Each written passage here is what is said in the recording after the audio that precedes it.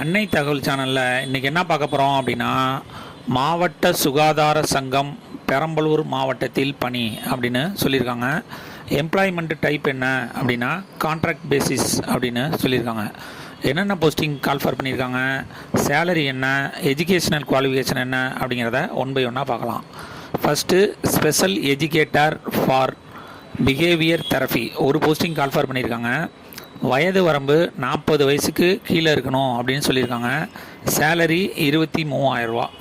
Educational qualification என்ன சொல்லியிருக்காங்க அப்படின்னா, பேச்சுலர்ஸ் அல்லது master degree in special education in intellectual disability from a UGC recognised யூனிவர்சிட்டியில் படித்தவங்க இதுக்கு விண்ணப்பிக்கலாம் அப்படின்னு சொல்லியிருக்காங்க.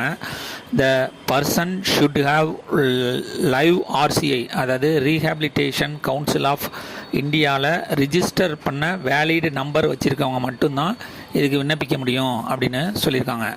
செகண்டு ஆக்குபேஷனல் தெரபிஸ்ட் ஒரு போஸ்டிங் கால்ஃபர் பண்ணியிருக்காங்க. சேலரி 23,000 ரூபா. 40 வயசுக்கு கீழே இருக்கிறவங்க இதுக்கு விண்ணப்பிக்கலாம் அப்படின்னு சொல்லியிருக்காங்க. எஜுகேஷனல் குவாலிஃபிகேஷன் என்ன சொல்லியிருக்காங்க அப்படின்னா, பேச்சுலர்ஸ் அல்லது master degree in occupational therapy from a recognised யூனிவர்சிட்டியில் முடித்தவங்க இதுக்கு விண்ணப்பிக்கலாம் அப்படின்னு சொல்லியிருக்காங்க. தேர்டு சோசியல் ஒர்க்கர் ஒரு போஸ்டிங்க்கு கால்ஃபர் பண்ணியிருக்காங்க. சேலரி 23,800. 40 வயசுக்கு கீழே இருக்கிறவங்க இதுக்கு விண்ணப்பிக்கலாம் அப்படின்னு சொல்லியிருக்காங்க. மாஸ்டர் ஆஃப் சோசியல் ஒர்க் முடித்தவங்க மட்டும்தான் இதுக்கு விண்ணப்பிக்க முடியும் அப்படின்னு சொல்லியிருக்காங்க. Document to be attached with the application. அப்ளிகேஷனோட என்னென்ன டாக்குமெண்ட்லாம் அட்டாச் பண்ணோம் அப்படின்னா, first evidence of date of birth, அதுக்கு உங்களுடைய பர்த் சர்டிஃபிகேட்டு அல்லது எஸ்எஸ்எல்சி மார்க் ஷீட்டு அல்லது ஹையர் செகண்டரி சர்டிஃபிகேட்டு, அதுக்கு டேட் ஆஃப் பர்த்து ப்ரூஃபுக்கு எவிடன்ஸாக வைக்கலாம் அப்படின்னு சொல்லியிருக்காங்க. Second evidence of educational qualification and marks, நீங்கள் 10th 12th டிப்ளமோ அல்லது ப்ரொவிஷ்னல் அல்லது கோர்ஸ் சர்டிஃபிகேட்டு மார்க் ஷீட் இதெல்லாம் நீங்கள் எஜுகேஷ்னல் சர்டிஃபிகேட்டுக்கு ப்ரூஃபாக வைக்கலாம் அப்படின்னு சொல்லியிருக்காங்க. தேர்டு ப்ரூஃப் ஆஃப் ரெசிடென்சி, நீங்கள் வசிப்பிடத்துக்கு என்னென்ன ப்ரூஃப் வைக்கலாம் அப்படின்னா, voter ID, Aadhaar card, ration card, phone bill அல்லது எலக்ட்ரிசிட்டி பில்லு வைக்கலாம் அப்படின்னு சொல்லியிருக்காங்க. இன்கேஸ் நீங்கள் எங்கேயாவது ஒர்க் பண்ணிகிட்டு இருந்தீங்க அப்படின்னா அவங்கள்ட்டேருந்து no objection certificate from a competitive அத்தாரிட்டிகிட்ட வாங்கி வைக்கணும் அப்படின்னு சொல்லியிருக்காங்க. எக்ஸ்பீரியன்ஸ் சர்டிஃபிகேட் இருந்துச்சு அப்படின்னா அதையும் வைக்கலாம் அப்படின்னு சொல்லியிருக்காங்க.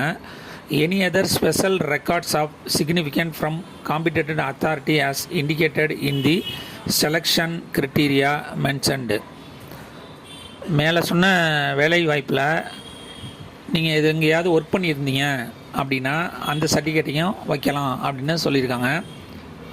விண்ணப்பத்தை எந்த அட்ரஸுக்கு அனுப்பணும் அப்படின்னா, செக்ரட்டரி அல்லது district health officer, district health office, old eye hospital complex, 4th road, Thuraimangalam, Perambalur 621220 அப்படிங்கிற அட்ரஸுக்கு அனுப்பணும் அப்படின்னு சொல்லியிருக்காங்க. விண்ணப்பிக்க கடைசி நாள் 7/1/2025 மாலை 5 மணி அப்படின்னு சொல்லியிருக்காங்க. டிஸ்கிரிப்ஷனில் லிங்க்கு கொடுத்துருக்கேன். அப்ளிகேஷன் ஃபார்மை டவுன்லோட் பண்ணி தேவையான அட்டாச்மெண்ட்டை அனுப்பி மற்றும் முன்னுரிமை சான்று ஏதாவது இருந்துச்சுன்னா அதையும் வச்சு விண்ணப்பிங்க. விண்ணப்பித்து வெற்றி பெற்று பணியில் சேருக. நன்றி, வணக்கம்.